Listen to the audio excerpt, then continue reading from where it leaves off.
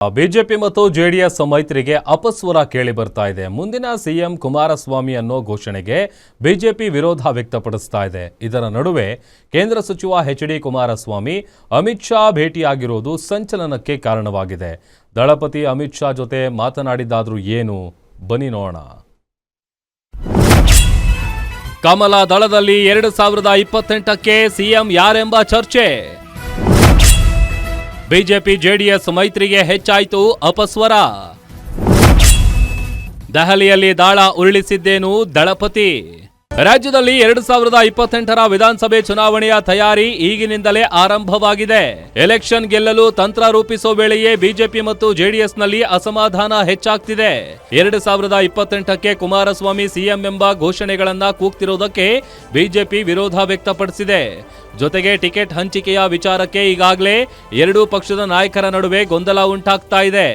ಮೈತ್ರಿಗೆ ಅಪಸ್ವರ ಕೇಳಿ ಬರ್ತಿರೋ ನಡುವೆ ಕೇಂದ್ರ ಸಚಿವ ಎಚ್.ಡಿ. ಕುಮಾರಸ್ವಾಮಿ ಕೇಂದ್ರ ಗೃಹ ಸಚಿವ ಅಮಿತ್ ಶಾ ಭೇಟಿಯಾಗಿ ಚರ್ಚೆ ನಡೆಸಿದ್ದಾರೆ. ಇದು ರಾಜಕೀಯದಲ್ಲಿ ಸಂಚಲನವನ್ನ ಸೃಷ್ಟಿಸಿದೆ.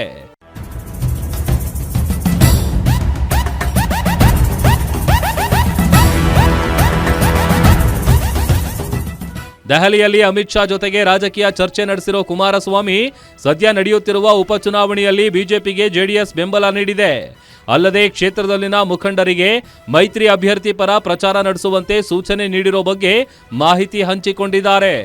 ಜೊತೆಗೆ ಮುಂಬರುವ 2028ರ ಚುನಾವಣೆ, GBA election, local body election ಹಾಗೂ ವಿಧಾನ ಪರಿಷತ್ ಟಿಕೆಟ್ ಬಗ್ಗೆ ಮಾತುಕತೆ ನಡೆಸಿದ್ದಾರೆ. ಜಿಬಿಎ ಚುನಾವಣೆ ಮುಂಬರುವ ಚುನಾವಣೆಗೆ ದಿಕ್ಸೂಚಿಯಾಗಲಿದೆ.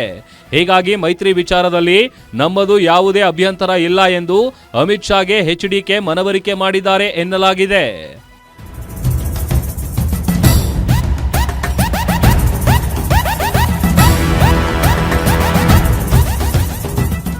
ರಾಜ್ಯದಲ್ಲಿ ಬಿಜೆಪಿಯ ಕೆಲ ನಾಯಕರು ಜೆಡಿಎಸ್ ಮೈತ್ರಿ ಬಗ್ಗೆ ವಿರೋಧ ವ್ಯಕ್ತಪಡಿಸಿದ್ದಾರೆ. ಅಲ್ಲದೆ ಜಿಬಿಎಗೆ ಮೈತ್ರಿ ಬೇಕಾ ಬೇಡವಾ ಅನ್ನೋ ಚರ್ಚೆಯೂ ಶುರುವಾಗಿದ್ದು, ಹೀಗಾಗಿ ಮೈತ್ರಿ ಮುರಿದು ಬೀಳುತ್ತಾ ಅನ್ನೋ ಪ್ರಶ್ನೆ ಉದ್ಭವಿಸ್ತಾ ಇದೆ. ಇದೆಲ್ಲ ವಿಚಾರವನ್ನು ದೆಹಲಿಯಲ್ಲಿ ಕುಮಾರಸ್ವಾಮಿ ಪ್ರಸ್ತಾಪ ಮಾಡಿದ್ದಾರೆ ಎನ್ನಲಾಗಿದೆ.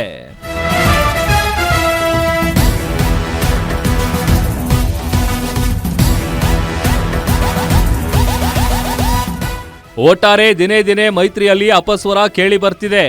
ಅದರಲ್ಲೂ ಮಂಡ್ಯ, ಹಾಸನದಲ್ಲಿ ದೋಸ್ತಿ ಕಾಳಗ ಹೆಚ್ಚಾಗ್ತಾ ಇದೆ.